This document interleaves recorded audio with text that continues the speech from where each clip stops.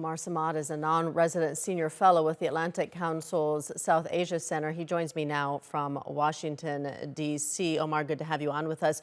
Is this report blaming the Trump administration, the Biden administration, trying to whitewash its own failures over the withdrawal and pass the blame? Well, what we have is a small report to Congress and an abridged summary version for the media and the public. But what is obviously needed is something much larger. And we have entered, the United States has entered, I think, a election campaign mode in some ways. The two sides, the two parties are getting ready for 2024. We just saw what happened to Donald Trump.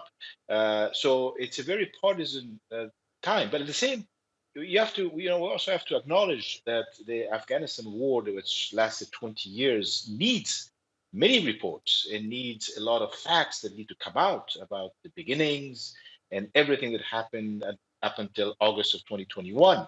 And every side has to take responsibility. The United States is one major side in the Afghan conflict.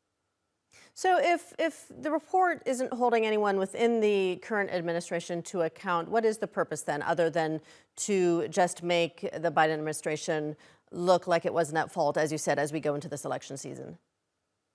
Well, listen, there is a demand, there's a chorus that is loud now in Congress, especially on the House Republican side, where they are asking for facts and they're asking for information to be released and unclassified, so that declassified, so that they can use that for their hearings on the Afghanistan war.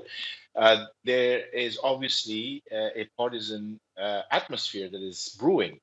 At the same time, Mr. Biden is known to have, for at least the past 12 years, been against the war in Afghanistan. He wanted to leave Afghanistan.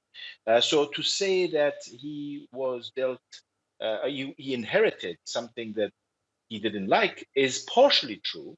But at the same time, he did favor a withdrawal from Afghanistan. Of course, a withdrawal has been talked about ever since the end of Mr. Bush, the beginning of Mr. Obama. Every president has talked about a withdrawal. The issue, the focus has been on how it was managed at the end, the last few months, the last few days, the last few hours. So there's so much attention paid to that that sometimes we forget the rest of the 20 years US NATO presence in Afghanistan. Are there any lessons that the U.S. has learned that it can perhaps apply to Ukraine, for example, and the U.S.'s potential long-term role in Ukraine?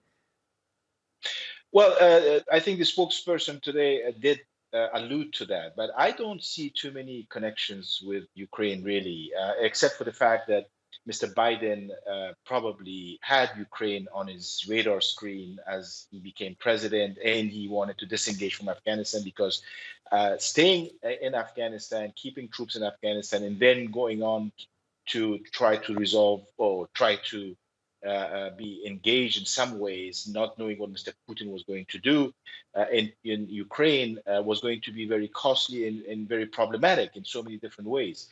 So I don't see too many linkages between Ukraine and Afghanistan. Two very different wars, different beginnings, and different players. But obviously, war is war at the end of the day. And what we have learned from Afghanistan is that whenever there is an opportunity to end a war and a conflict and aim for a political settlement and a peace deal and reconciliation, you Okay. need to do it and not spoil that occasion, because then things will get All worse. right, Omar Samad in Washington, thank you.